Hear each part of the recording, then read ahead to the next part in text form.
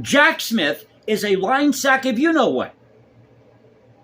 Because if you're going to go after Trump with these January 6th charges, this indictment, then I'd like to know, where was security on January 6th? You knew there was going to be a large crowd there. Why weren't you people prepared for this? Oh, but it's Trump's fault. Now, I didn't vote for Trump. But I don't like it when government officials are going after people like this 2.5 years after this thing happened. Why are you waiting till now to come out with this? Oh, I know why. Because 2024 is a few months away. That's why they're doing this. And when you look at this indictment, you can tell that Jack Smith is lying through his teeth. Because most of this language is very vague. I mean, we'll go through this in a moment. But here are some of the headlines that are out there. AP, Trump indicted over efforts to overturn his 2020 presidential election loss. New York Times, Trump indictment news, former president charged in 2020 election investigation. CNN, good old CNN, who had a 7-person panel last night talking about this indictment. 7 people now. Donald Trump has been indicted in special counsel's 2020 election interference. And here is the headline of the day. The real screamer. CNBC. Trump indictment live updates. 6 co-conspirators plotted with Trump. And here's the actual headline. Trump sought to exploit the violence and chaos of January 6th with lies, indictment says. Well, I didn't know that a lie was violent. That it could create chaos. A lie is a false statement. It's a form of speech. Now that lie can be used to propel some type of narrative, that's true. But I'm talking about a lie itself. Lie itself, by itself, can't do anything because it's a statement. It's a false statement. Form of speech. But let's go to the indictment. Because there are 4 counts here. Count 1, conspiracy to defraud the United States. Count 2, conspiracy to obstruct an official proceeding. The 3rd count, obstruction of an attempt to obstruct an official proceeding. Isn't that a little redundant, Jack Smith? And count number 4, here's one for you. Conspiracy against rights. Against whose rights? Now, they do talk about voter rights, but who exactly on January 6th had their voting rights restricted, violated? I mean, despite what happened January 6th, they still went on to have this electoral college vote. I mean, did Trump physically take his hand and force somebody's hand away from the ballot? No, he didn't do that. And if you're going to claim that Trump defrauded the government, then where's your evidence? How exactly, Jack Smith, did Donald Trump defraud the government? Did he lie about his taxes when he was filing his taxes last year? Did he try to persuade some members of Congress to invest in some type of Ponzi scheme for some type of sham business he was running? That's real defraudment of the government.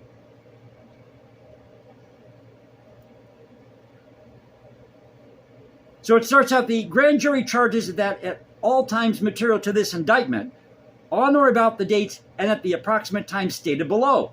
The defendant, Donald J. Trump, was the 45th president of the United States and a candidate for re-election in 2020.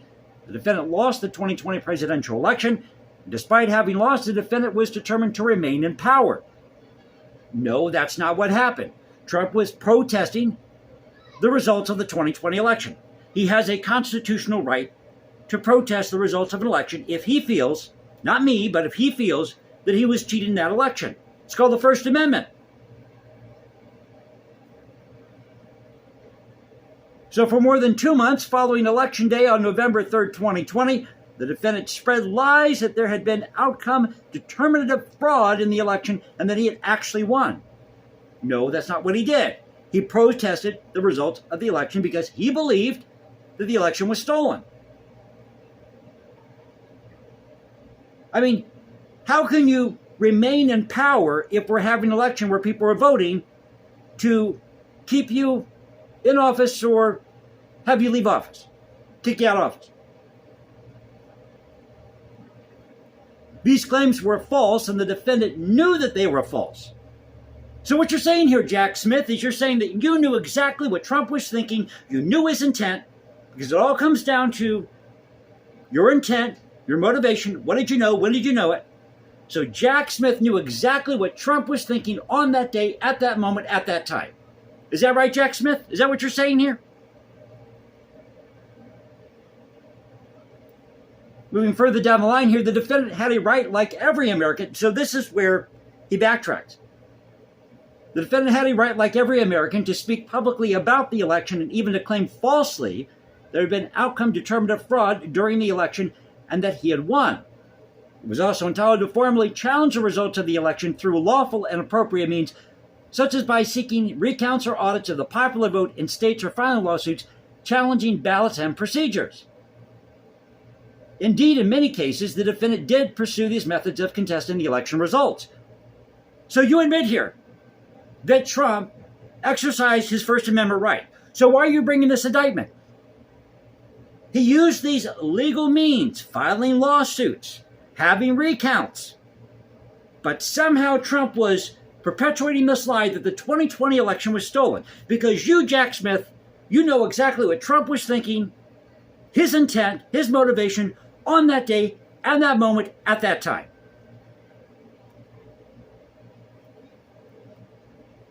Indeed, in many cases, the defendant did pursue these methods of contesting the election results.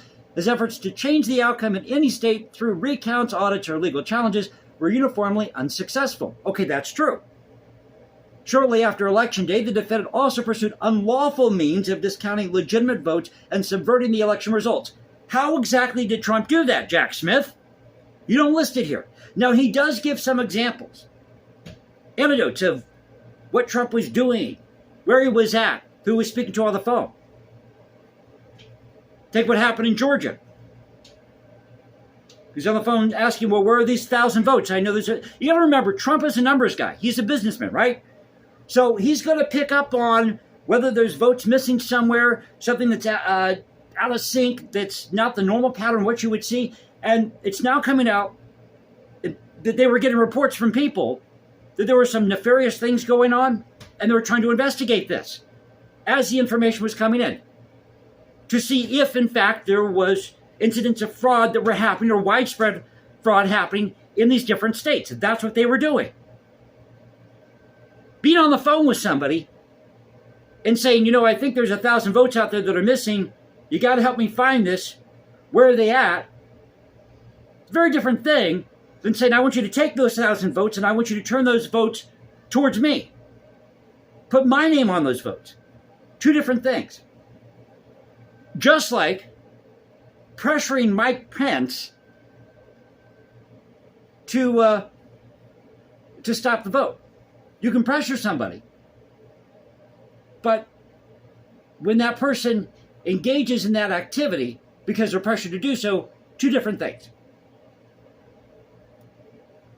So they list here a conspiracy to defraud the United States by using dishonesty, fraud, and deceit to impair, obstruct, and defeat the lawful federal government function by which the results of the presidential election are collected, counted, and certified by the federal government in violation of blah, blah, blah, section blah, blah, blah. How many politicians do you know are 100% honest? Mike Pence. Let's see, Richard Nixon. Bill Clinton. I did not have sexual relations with that woman. I never told him what he'd lie. Remember that one?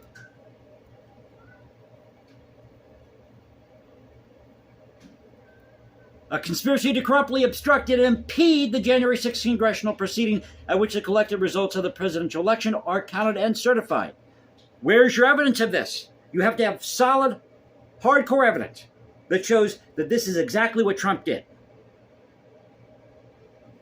And you have to prove beyond a reasonable doubt that that was Trump's intent. Because without intent, without solid, hardcore evidence, you have nothing. You have nothing, Jack Smith. All you have are allegations, innuendo, That's all you have here, Jack. In other words, he ain't got Jack. Finally, a conspiracy against the right to vote and to have one's vote counted in violation of section blah, blah, blah. Again, whose right to vote was prohibited on January 6th? Because despite what happened January 6th, they still had the Electoral College vote, didn't they? Biden's in office, isn't he? So there's nothing here.